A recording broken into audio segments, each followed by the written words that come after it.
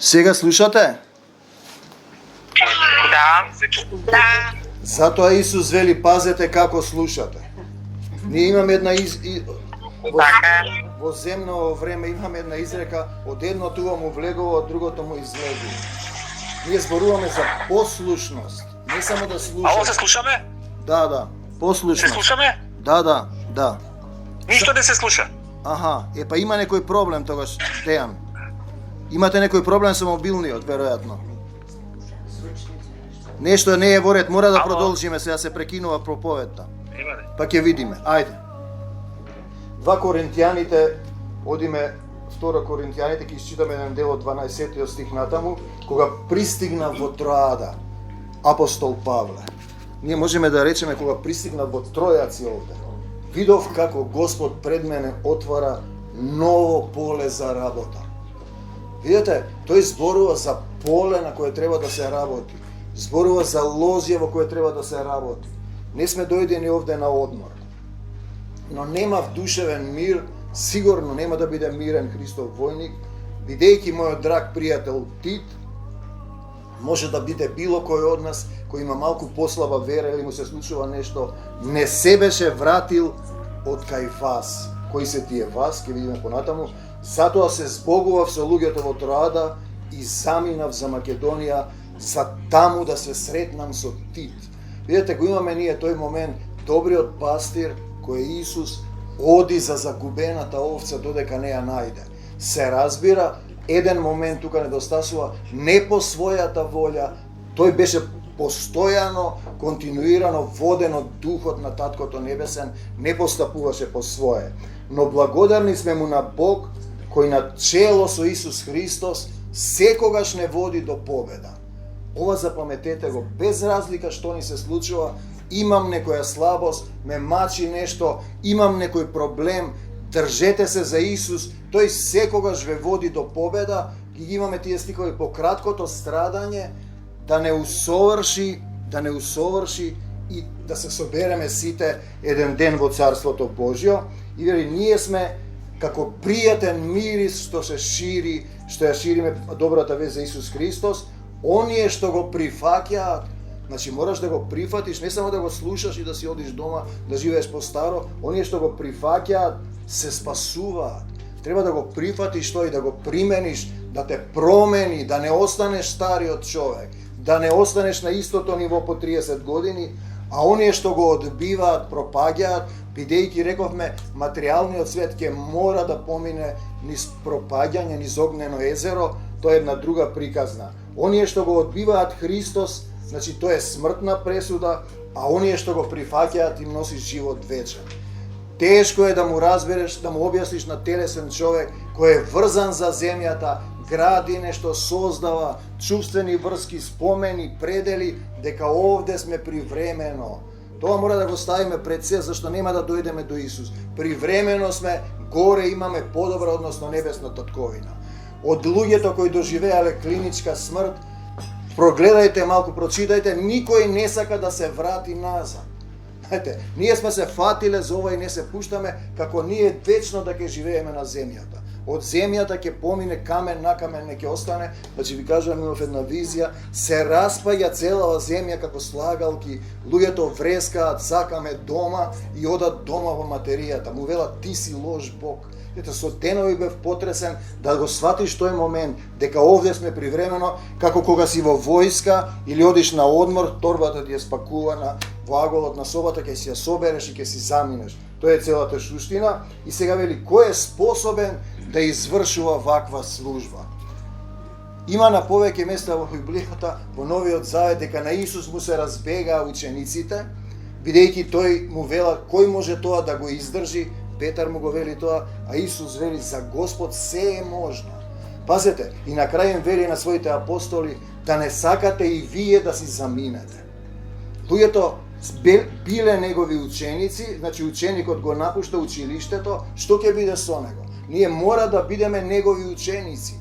Тој вели, ако останете во моите слова, на вистина ќе бидете мои ученици. Ако го напуштиш петто деление, ќе останеш на тоа ниво. Ако ја напуштиш во гимназија, ќе останеш на тоа ниво. Тој постојано не тера да разбереме дека ние сме ученици, мора да не учи и да слушаме тоа што ни го кажува, да го применуваме.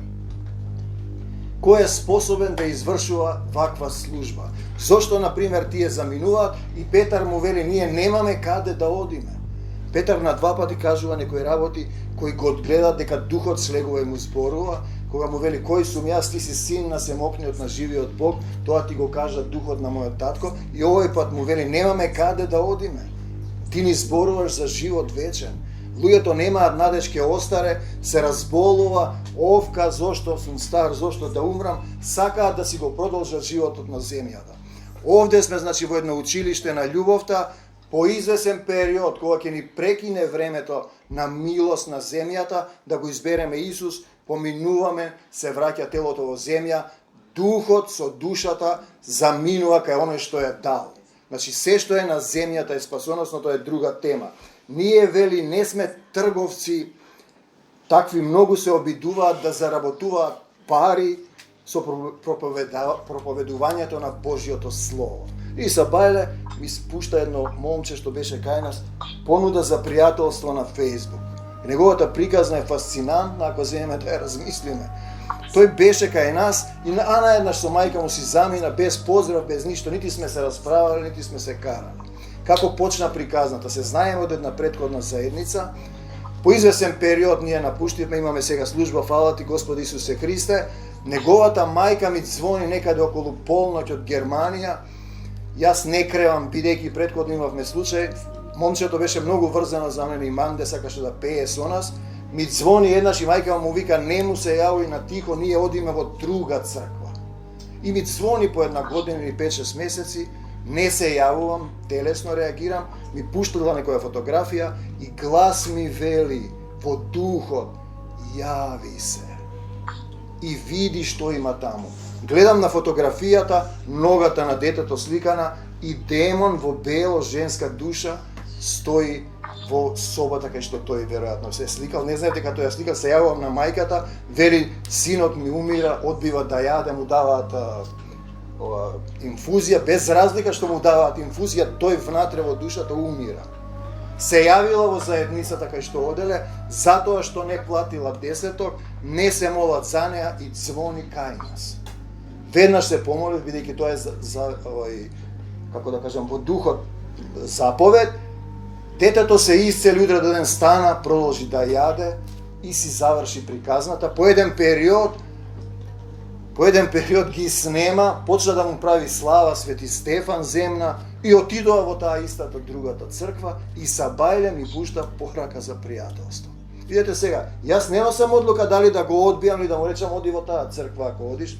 Не му велам така. Чекам водство, сакам да кажам, нас Бог не испрати таткото и тој не надгледува. И не често луѓето не разбираат, кој ти мечам, луѓе, ние се собираме, се отвора небесата, горе таткото Исус и ангелска војска седи, се спушта сила и ако го отворите срцето ќе доживеете исцелување. Тој не надгледува како постапуваме. Затоа тој вели, не барајте мнозина да бидете учители. Поголемо осудување ќе добиете. Дали ти можеш, вели, кој може да извршува таква служба, да поминеш на тоа? И вика, ние носиме порака запишана во нашите срца. Не е тоа земно учење, тоа е духот доаѓа и зборува, како што сега јас не зборувам, тој зборува и силата се материализира и секој прима колку што му е срцето отворено. Значи, не зборуваме нешто што е со човечки ум, со човечка мудрост, туку со духот на живиот Бог, тој процес да научиш како тој да те води, како тој да ти покаже. Пазете го фасцинантниот момент, мајката се враќа во црквата во која не ќе да се молат, додека нејзиниот син умираше, се молиме ние и пак се враќа во таа црква, стиховите се, песот се враќа на својата плуеница. Свињата се враќа во калта. Тоа е христијанин кој се враќа на стариот начин на живење, не сака да се промени. Која е таа сатанска духовна поврзаност да се враќаш кај тие што те оставале да ти умре детето? Тоа е фасцинантно како злото со зло се привлекува. Значи, нашиот завет не е од пишани закони. Имавме ние 10 закони на камен, може би не го знаете тоа, ако успееме ќе го раскажеме, туку со духот на живиот Бог, светиот дух, и ка стариот начин на пишани закони не важи веќе. Светиот дух ни дава живот и имаме тој, он ни дава живот, здив и се. Ние зборуваме за духовно заедништво, не за теории.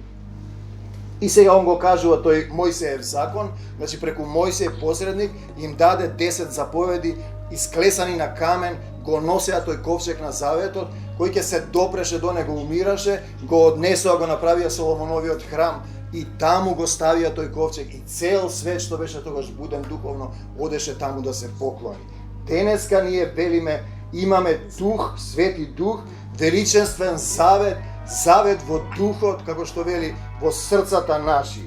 И сега стариот завет вели веќе кој е надминат, колку ќе биде величествен новиот завет, чија што време траење и слава ќе трае вечно. Ова е нов завет.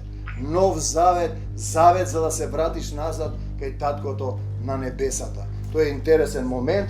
Одиме понатаму и сега вели дека луѓето и покрај се имаат превес, не можат да разберат, да видат. Телесниот човек тешко го разбира ова, посебно ако традиционалните заедници, например македонската народна култура, внесена од антиката во христијанството, го повторуваме ова зашто е нејасно кај нив, сите адети што ги има во неолитот и во античка Македонија ги внеле кога цар Константин во 3-тиот век после соборот во Никеја и после една битка му се јавил сом да стави крст на војската, го дозволува христијанството, станува официјална религија, но не е тоа Исусово христијанство. Со сите оние адети на македонската народна култура и тоа се денеска православието и католицизмот. Тие слават се и се што се сеќаваат 2 пати годишно за Исус, а другото си ги слават старите празници и старите слави. Најинтересен момент е овој за Педесетница, кога слегол Светиот Дух, македонскиот народен адет кој се викал Дајси во античка Македонија, оделе на гробиште и раздавале за умрените, а од неолитот, од неолитскиот кокински обреден театар на македонците, тогаш е рамнодневница. Значи 3 празника ставени во едно, без да се размислат дека духот се слави кога слегол. После 40 дена од апостолите не можеа да земат дух, мора да се соберат на едно место. Значи ние сега се собираме на едно место, слегува поинтензивна сила во духот и дел од вас кои имаат отворено срце доживуваат исцелување. Подолго трајно доаѓање ви носи сигурно поправање и исцелување во духовен човек. Ке примите сила и нема да бидете во пораз, вие тогаш ќе бидете молитвен војник на Исус Христос, светлина на светот. Одиме понатаму и вика, со помош на Господовиот дух, ако научиме да живееме по него, од има 2 духа на овој свет, го има духот на овој свет, кој е паднатиот дух, и Исусовиот дух или светиот дух. Голем број од христијаните мислат само дека се во светиот дух, а дејствуваат од духот на овој свет и затоа црквите се безсилни. И еве го ова што денеска требаше да го исчитаме, една поука која слегува тој за да ни покаже како што на апостол Павле му праќал писма во духот, во срцето да ги зборува, дека тој треба да зборува и да проповеда нечовечки доктрини. Имаше некакво недоразбирање, некој судир, кавга, непокорни мисли, човечки ум, човечка мудрост. Со човечка мудрост никогаш нема да дојдете до Господ Исус Христос. И сега еден наш сотрудник го видел Исус и веднаш после тоа прави кавга и нетрпеливост. Пазете, и сега ние ќе речеме, ах Исусе, ти што си еден мангу, ти ги тераш луѓето да се караат. Ако ти мислиш дека вистина си го видел Исус, затоа е потребно да имаш посредник и старешина во дух да ти каже дека ќе се појават многу лажни Христоси, овде е Исус, онде е Исус. Ние имавме овде случај кога групата го виде Исус и гледавме каква радост тие со денови носеа изборува на неколку пати по случајот со Стефанија. Тоа е Исус. Исус не те тера на кавги и сега му велам на сотрудникот да се повлече, да дојде на молитва, да поразговараме, да престане да организира некои акции во заедница, да се среди во Исусовиот мир, го канам да дојде на молитва без разлика машко или женско, избега од заедницата, се исклучи. Кој бега од собирите, од заедниците, тоа е добро прашање. Доста луѓе бега, ако ти речеш дојди на молитвена средба, по стиховите, ако е некој болен, Јаков, нека се ги повика старешините на црквата да се помолат за него, не дека старешините се посебни, имаат повеќе сила, тоа е принципот за да биде сигурен дека ќе се изврши она што вели доведете го кај мене, ќе дојдеме до тоа. Значи, за ослободување на демони се исклучи од групата. Кој не сака да доаѓа на молитва? Имаме една мајка со син, синот одбива да доаѓа, лошо заврши. Имаме еден доктор исто така, проблеми има, ич не доаѓа, се молиме оддалеку, му се враќа симптома. Имаме сега мајка и син, не се исцелува тој. Имаме керка и татко, певме овде, се молевме, се исцели, му исчезна туморот. Го викаме неколку пати кога доаѓаме овде, не доаѓа, се врати во старата заедница, денеска е на смртна постела, умира од рак. Имаме друга, умре, не доаѓа. И да ви набројам што се случува кога луѓето бегаат од тоа, нема да се случи добро, не знаеме дали имаат друго време на милост. Сите сакаат дух да примат и тие мислат тоа е да примиш дух за да исцелуваш, да пророкуваш, да правиш тоа, а пази, а тој, например, побегна или таа бега од молитвена терапија. Кога бегаш од молитвени терапии, од средбите, тоа значи дека демоните, духот на овој свет ти е помил, пазете, и веќе не правиш разлика меѓу сатаната, духот на овој свет и твојата душа. Тоа е страшно. Колку луѓе бегаат, не икем. Беше една друга наша сотрудничка, едва ја дотеравме по 2 години, се помоливме, доживеа ослободување и ја дувна после. Ја нема, не доаѓа веќе. Пазете, веднаш по молитвата се измири со дел од членовите на семејството со кој беше искаран. Но избега, значи тоа што е внатре во неа не и дава, и тој момент. Тогаш ти ако бегаш, ти си едно со сатаната, едно со демонскиот свет. Потоа гледаш завладеана душа стануваш. Завладеана душа. Освен што имаш физички проблеми, болки, болести и страдање, имаш завист, омраза, лажеш, хулиш, себељубие, самопендисаност, само љубов немаш. Тоа е катастрофата. Такви се луѓето. Вие мислите сатаната ќе ви дојде со опашки, со ова и ќе ве плаши. Не, тој доаѓа кај некој близок и те влече од црквата. Пазете, те влече, тој е лукавиот. Затоа Исус вели, која е мојата мајка, кои се моите браќа. Тој што ја извршува волјата на мојот Отец, затоа што неговата мајка и браќа стојат, ако се сеќавате, ако сте го читале тој дел, и не влегуваат кај што тој исцелува. Не влегуваат, стои. Надвор се, не доаѓаат на средбата. Зошто стојат надвор? И сега, ти не правиш разлика меѓу духот на овој свет и себе, ти мислиш дека тоа е тоа како што прават другите. Другите влегуваат у вода, влези ти во вода. Другите прават, јадат лепи вино, јади лепи вино. Другите рипаат по крстот, ти рипај по крстот. Не, ние не правиме што прават другите. Ние правиме, како рече тој, нас не контролира. Каде беше тој стих? Тој не гледа, не можам ја да излегувам од законот на љубовта и да зборувам за Исус. Бог нас не испрати. И Отецот, и тој не надгледува. Тој е секогаш тука, тој гледа што правиш. Тој гледа во твоето срце, пази што имаш во срцето. Ке се затруеш и не можеш да се вратиш.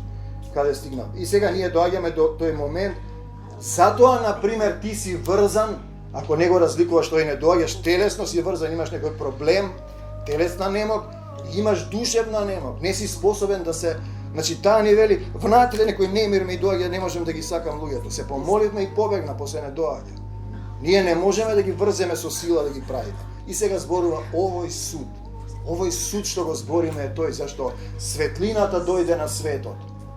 Исус, но луѓето си ga сакаат темнината. Пазите, бегаат од светлината. Зошто да бегам од светлината? Си ја засакаат темнината. Отколку светлината, зашто нивните дела беа, овде вели зли, јас ќе ви го преведам телесни, човечки. Тоа е злото. Секој самиот нека каже, дали ти имаш доволно љубов за сите без Исус? Немам ни јас. Еве ти го кажувам, детево се јавува, мене како ти го да му речам, марш да си одите, се не ви е срам. Јас така размислувам. Ти нашиот татко небесен те врати во живот, ме натера да се молам за тебе, ти се врати пак во калта. Па ти човек ли си, животно ли си? Имаш ли ум малку? Не го реков тоа, ја ви го кажам ово приватно. Јас само реков, добро, така, Исус што ќе каже, така ќе правиме. Пазете сега, секој што прави зло ја мрази светлината.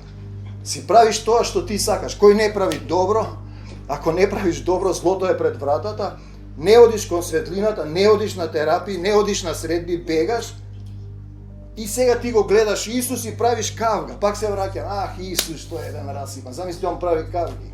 Не, Исус прави да ги сакаш сите. И кажеш, ама како ти не се нервираш? Ова не чини, не, викам, чини, супер, Исус. Ама ти ме зафркаваш, не чини. Викам, за тебе не чини. И тој гледа дека има промена. Јас нема да се однесувам како светот. И така натаму, значи оној што твори вистина, оди кон светлина. А ние имаме случај, прошлиот пат Ангелина рече, јас дојдов на молитва. Зашто мораш да дојдеш, зашто така пишува тука? Ние одевме 2 години и нешто, 3 најдни молитви, плаќавме и падни суми, зашто знаевме дека има невидлив свет, духовен, не знаевме да се браниме. Имаше еден биотерапевт вака, имаше една наша тетка Мира, почина во рак, зашто правеше со теспи и маваше, вака ќе правите. Не знаевме дека не се прави така. И одевме 2 години таму, на едни фалш моменти, терапии со пари, на границата на демоните и духовниот свет и ангелите. За да не научи. Процесот е таков.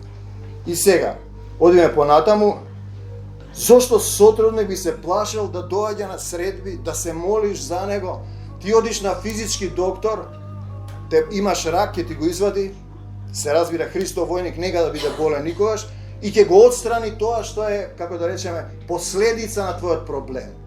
А кога ќе дојдеш на духовна средба, например на молитва, му велиш дојди, треба да дојдеш, ќе ти се отстрани причината за болеста.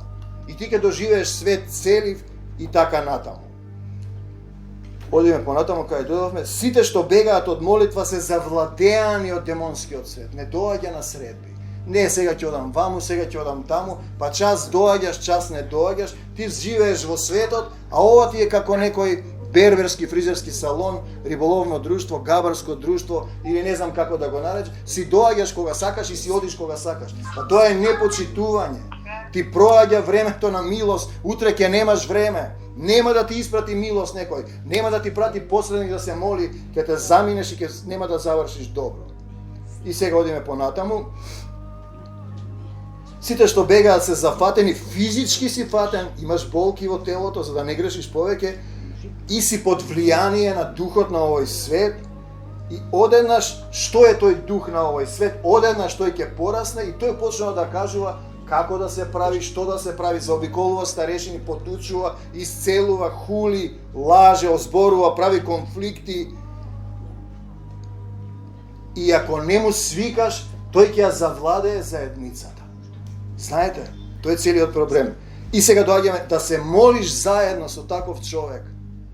Ти велиш да за сатаната, ти му дозволуваш демоните да се заедно да се молиш, тој да те повикува, ти дозволуваш, даваш согласност за демонскиот, за свет, духот на овој свет.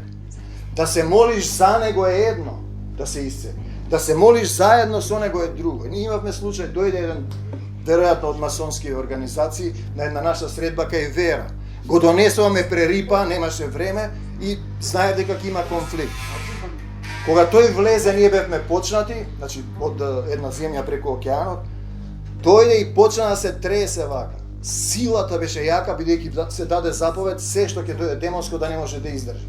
Кога нашиве другари, сотрудници почнаа да го благословуваат, се намали притисокот и тој остана, зема збор и почна тој да кажува што треба. Така слезе духот, марш надвор и сите рекоа тихо му се изнавика на американецот. Марш бре сатана. И денеска може да се потврди дека е тој тоа. Пазете сега, значи ти се молиш со некој во другиот дух, ти му даваш дозвола, не ќе му речеш не за сатаната и смртта. Кога се молиш за него е едно, а кога се молиш заедно со него е друго. Ти даваш согласност и тоа е тоа. Тоа е тој проблем. Не давам согласност на сатанскиот свет, на демони, кафе не служиме. Марш од тука во името на Исус. Тоа значи мисла, чувство, болест, спомен, надвор од мене во името на Исус. Не прифаќам, не правам компромис. Кафе не даваме на демони. да за Исус во мојата душа. И вика, Светиот Дух раѓа нов духовен живот. Од небото. Друг човек си ти. Не живееш повеќе како другите луѓе. Чекаш водство. Не реагираш по. Прифаќаш се, како што рече тој, покрај се, тој те носи до победа. Ова го читавме, па ќе се вратиме. Било што да ти се случува, пораз, пожар, брат ми се јавува гори в зградата, до 4 спрат стигнало, ние сме на 6, тој живее во Холандија. Јас сум во Мавра, ја му викам, ајде Исус ке намнеш. И тој ми вика, ти си нормален, изгоре ми изгубивме станови, бе смири се, му викам, Исус ке испрати, војска ке изгаси. Изгаси, немаше ништо, миришаш. Ете, тоа е тој друг духовен живот, значи тој не носи до победа, ќе го најдеме, после ќе се вратиме. Било што да се случува, ние со него победуваме, ако ви изгледа дека се урива се. Одиме понатаму, човек не може да врши никаква мисија за Исус ако не му е дадено од небото. Ако не е во согласност. Тогаш тој тоа го врши телесно и бидете сигурни дека е тоа духот на овој свет. Одиме понатаму, сатанскиот дух сака да влезе во заедницата, тој да учи, тој да исцелува, тој да организира, тој да кажува, тој да поставува прашања. Зошто, како? Дали Исус поставуваше прашања? Не, тој извршуваше. Дојде да биде извршител. Значи не можеш ти со телесен земен ум од оздола, значи не зборувај многу и не заборавај по Стариот Завет, зашто ти си на земјата, а нашиот татко е на небесата. Значи тоа е сака да влезе во заедницата каде дојдовме, организира и каде нема дух, тоа е можно во заедниците. Ке дојде, ја гледам, завладеани луѓе водат цркви, зборат едно друго, да се чудиш. Но каде е духот Исусов на вистината, кога ќе дојде таков дух, так се фаќа и веднаш ќе биде изгонет. Во сила тој мора да напушти. Имавме друг случај. Дојде едно девојче кој е подпишала за илуминатите кај нас преку една врска од Лондон, реален настан, ние се молевме цела заедница да дојде, зашто не знаевме дали ќе дојде. Значи не, на сатаната му се затворија очите и таа дојде кај нас, не знаеше каде е. По краток разговор, која рече мене оджата ме спаси, јас сум овде се тетовирала масонскиот знак, цело семејство за масоните. Ајде да ви раскажам и тоа што го прават, тие пијат крв од деца, убиваат, страшни работи. Јас сум исцелена, јас си реков само Исус ќе те исцели, ја зема Библијата, татко покажи ја силата да ја спуштам раката на неа, кога крикна, не ме допирај, посан изврата избега. Ете тоа е духот како се изгонува. Значи каде нема дух е можно, каде е духот на вистината, таквиот дух во црквата ќе биде изгонет. Значи затоа ви е потребен, тоа е судир на два духа, се води војна, духот на Исус, Светиот Дух и духот на овој свет. Тие ќе го наречат духот на љубовта, духот на театарот, духот на нацијата, такви духови нема. Има само дух на Исус и сето друго се сатански духови. Тоа е тој проблем. Значи, затоа ви е потребен посредник и старешина кој е директно воден како Аврам, кој исполни услови за да го слуша Божиот глас, Мојсей кој исполни услови, апостол Павле кој исполнува услови и други некој кој го слуша вистински гласот за да ти каже дека тоа е ангел на светлината преоблечен сатаната да не те излаже. Тоа е целиот момент. Исус им вели на апостолите, доаѓаме до поентата, кога не можат да исцелат некој што е глув и нем. Тоа значи не може да слушне за Исус, не само физички, и не зборува за Исус, се плаши. Доведете го кај мене, им вели. И ние велиме, ајде, ако има некој проблем, дојди ти кај нас, бидејќи во Јаков се вели, ако е некој болен, нека ги повика старешините да се молат за него, и ние велиме, дојди на молитва, да побегна. Ние сакаме да ја довесеме кај Исус. Зошто кај нас? Па бидејќи ние точно тогаш, во мир, без други луѓе, се отвара небото, слегува сила и кажува што треба да се направи и демоните ќе избегаат.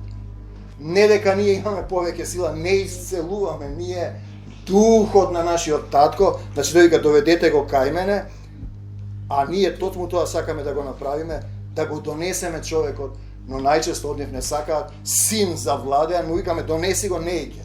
Донеси го, ти си му татко, фати го и речи донеси го, јас ако направам, се крши законот на љубовта. Родителот има власт, доминација над детето. Не го носи. Мајката ми вика зошто не се исцелува. Па затоа што кога ти ќе се поправиш малку, почнуваш да живееш во светот, почнуваш слави да славиш од сите заедници, си одиш по светот, не те интересира Царството Божјо, ниту да речеш треба ли нешто да помогнам. Не сме дојдени овде да се исцелиш и да се вратиш на светот. Затоа не се исцелуваш. Другар, зошто не се исцелувам?